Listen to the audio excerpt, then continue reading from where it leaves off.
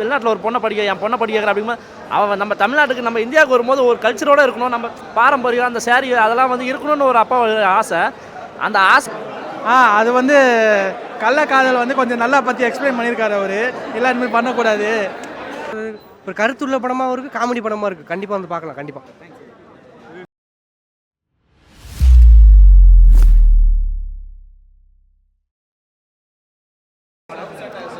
படம் ஹாட்ஸ்பாட் உண்மையிலே hotspot too much ரொம்ப சூப்பராக இருந்தது படம் பார்க்குறதுக்கு. ஃபஸ்ட் ஹாஃப் ஃபுல்லாகவே கொஞ்சம் ஸ்லோவாக போனாலும் செகண்ட் ஹாஃப் ஃபுல்லாகவே ஒரு நல்ல ஒரு மெசேஜ் ரியல் லைஃப்பில் கனெக்ட் ஆகிற மாதிரி நிறைய விஷயத்தை சொல்லியிருக்காங்க.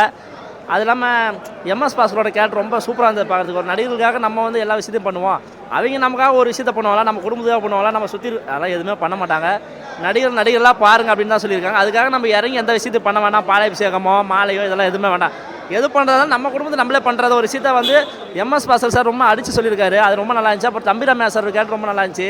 அப்புறம் லாஸ்ட்டில் இந்த அஸ்வின் கேரக்டர் அவரோட லவ் ட்ராக் ரொம்ப நல்லா இருந்துச்சு. ஒரு 3 கதையாக போகுது, அந்த 3 கதைக்கு என்ன தேவையோ அதை கரெக்டாக கொண்டு போயிருந்தாங்க. அது ரொம்ப ஒரு மாதிரி வெறுப்படையாமல் சோகடையாமல் அவங்க பார்த்தா இதெல்லாம் ஒரு அப்படின்ட்டு இல்லாமல் ஒரு நல்லா சூப்பராக கொண்டு போயிருந்தா நல்லா இருந்துச்சு பார்க்குறதுக்கு. ஐயோ சூப்பராக இருந்த தலைவா, ரியலாக இருந்த தலைவா, நம்ம அப்பா பார்க்குற மாதிரி ஒரு ஃபீல் ஆச்சு தலைவா. ஏன்னா பெண்ணை பற்றி எல்லாமே பெண்களை பற்றி எல்லாருமே ஒரு மனசுக்குள்ள ஒரு ஆசை இருக்கும், ஒரு வெளிநாட்டில் ஒரு பொண்ணை படிக்க என் பொண்ணை படிக்கிறேன் அப்படிங்கும்போது அவன் நம்ம தமிழ்நாட்டுக்கு நம்ம இந்தியாவுக்கு வரும்போது ஒரு கல்ச்சரோடு இருக்கணும், நம்ம பாரம்பரியம் அந்த சேரீ அதெல்லாம் வந்து இருக்கணும்னு ஒரு அப்பா ஆசை. அந்த ஆசையெல்லாம் வந்து ஐயோ என்னடா ஒரு போயிட்டு கொஞ்ச நாள் கழிச்சு மாறி வரன்றதெல்லாம் பார்க்கும்போது ரொம்ப சூப்பராக இருந்தது. அதெல்லாம் திரும்பி இவர் ரிப்பீட்டாக பழி வாங்க பாருங்க, அதெல்லாம் ரொம்ப சூப்பராக இருந்தது. ஐயோ உங்கள் அம்மாவில் ஜட்டியும் இல்லை அண்டர்டயர் போட்டு பைண்டில் போட்டு வரதெல்லாம் ரொம்ப சூப்பராக இருந்தது பார்க்குறதுக்கு. ரொம்ப நல்லா இருந்துச்சு பார்க்குறதுக்கு. என்னங்க ரொம்ப நல்லா இருந்துச்சுங்க. அவரோட எல்லாமே சொல்கிறேன், எல்லாத்துக்குமே அவங்க பர்சன் சூப்பராக பண்ணியிருந்தாங்க. அது இல்லாமல் ஒரு 2 ஹவருக்கு என்ன தேவையோ ரொம்ப சூப்பராக போல்ட்டாக சொல்லியிருக்காங்க. அது இல்லாமல் ரியல் லைஃப் கனெக்ட் ஆகிற மாதிரி இப்போ இருக்கிற ரசிகர்களுக்கு புரிகிற மாதிரி சொல்லியிருக்காங்க. ரொம்ப நல்லா இருக்குது பார்க்குறதுக்கு. படம் ஐயா சூப்பராக இருக்குது. ஹாட்ஸ்பாட் 2 பார்த்தோம், ஹாட்ஸ்பாட் 1 மார்க்கும் பார்த்தோம். இது 1ஓட சூப்பராக இருக்குது. கண்டிப்பாக எல்லாம் வந்து தியேட்டரில் பார்க்கலாம். கருத்து அள்ளி தெளிச்சிருக்காங்க ஐயா. பார்த்தா எல்லாம் வந்து அழுகுறாங்க தியேட்டரில். பசங்களை உட்காந்து அழுகுறான். ஏன்டா அழுகுறான்னு கேட்டால் கருத்துங்கிறான். நல்லா சொல்லியிருக்காரு. ஆமாம் இருக்கலாம் ஐயா. ஒரு ஆளோட கருத்தை பொறுத்து சொல்லியிருக்காங்க. அவங்க பொறுத்த வரைக்கும் அவங்க இதை பொறுத்து. ஆமாம் ரக்ஷன் நடிச்சிருந்தாரு. தளபதி பற்றி சொல்லியிருக்காங்க. அது அவங்கவுங்க கருத்து. அது வந்து நம்ம ரசிகலாக எல்லாருக்கும் ரசிகலாக இருக்கலாம். ஆமாம் 3 கதையுமே நல்லா இருக்குது. அதில் 3ஆவது கதை இன்னும் நல்லா இருக்குது அப்படி சொல்லியிருக்காங்க. டைம் ட்ராவல் நல்லா இருக்குது. கண்டிப்பாக சூப்பராக நடிச்சிருக்காரு. அவரை பற்றி சொல்ல வேணாம், அவர் எப்பயுமே நல்லா நடிப்பார். சூப்பராக நடிச்சிருக்காரு. ஐயோ அது சரியான ட்ரெஸ்ஸு, அது கம்ஃபர்டபுளான ட்ரெஸ்ஸு. அவங்க பொண்ணு ஃபஸ்ட்டாக வந்துச்சு, அடுத்து அவர் வந்திருக்காரு சூப்பராக. ஆமாம்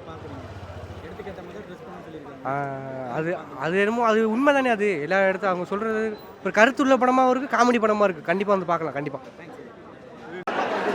ஹாட்ஸ்பாட் வந்து ரொம்ப நல்லா இருந்துச்சு. கதை வந்து நல்லா இருந்துச்சு. ஆக்சுவலாக பார்ட் 1 பார்த்த மாதிரியே இருந்தது. பார்ட் 1ல் வந்து கொஞ்சம் உணர்ச்சி தூண்டுற மாதிரி கதை இருக்கும்.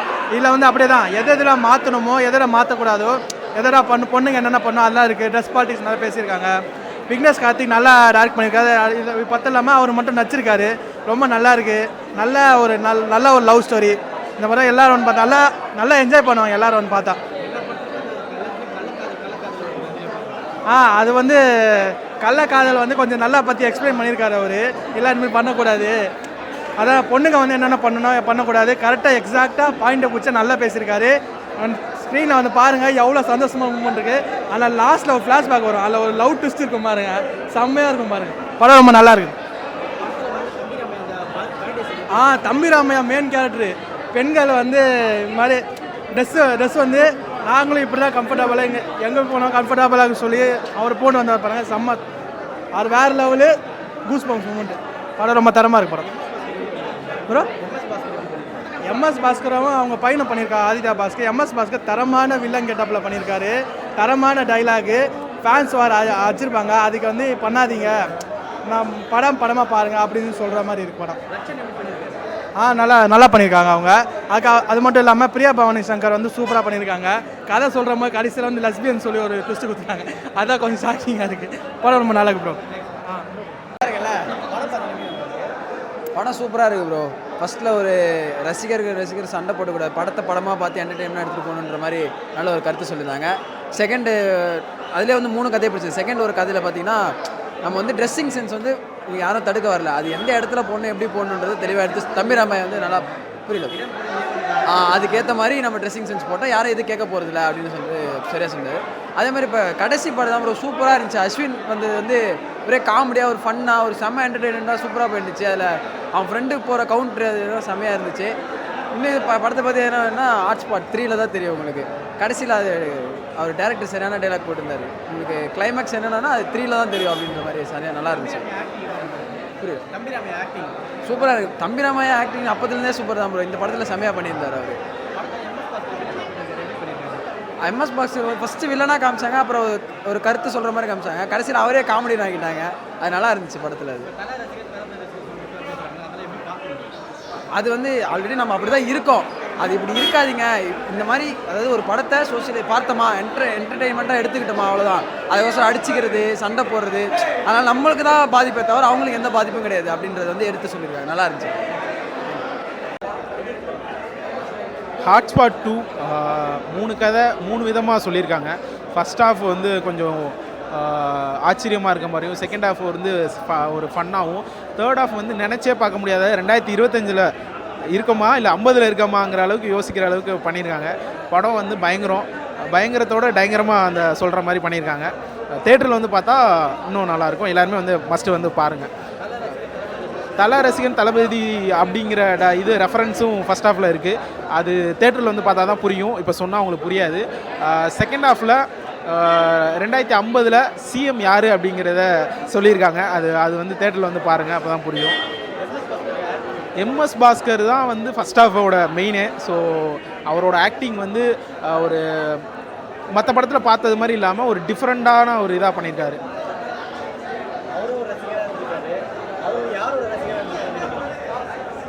அவர் ஒரு ரசிகனாக இருந்திருக்காரு. பட் ஆனால் அவர் இங்கே வந்து யாருக்கும் ரசிகனாக இருக்கிறது வந்து இதாக இருக்கிறத பற்றி சொல்லியிருக்காரு. ரசிகனாக இருங்க, வெறியனாக இருக்காதீங்கிற ஒரு இதை சொல்லியிருக்காங்க. ஸோ படம் வந்து நல்லாயிருக்கு. என்ன ப்ரோ? தம்பிராமையா வந்து ஆக்சுவலாக வந்து அவர் சைலண்டாகவே இருப்பார். ஆனால் அவர் வர சீன் எல்லாமே கிளாப்ஸ் தான். அவர் வர சீன் எல்லாமே ஃபன்னு, காமெடி, ஒரு பசங்க என்ஜாய் பண்ண சீன் அவரோட சீன், முக்கியமான சீன். அப்பாவா ஒரு கேரக்டர், அதான் அப்பாவாக இருந்தார். அவர் என்ன கருத்து சொல்லணுமோ கருத்தாகவும் சொன்னார், அதே நேரத்தில் ஃபன்னாகவும் சொல்லியிருக்காரு. அதை பசங்களுக்கு புரிகிற மாதிரி சொல்லியிருக்காரு. பூமரங்கிள்ங்கிற சொல்கிறத அதை பசங்களுக்கு ஏற்ற ஸ்டைலில் சொல்லியிருக்காரு. கள்ளக்காதலா புரியல.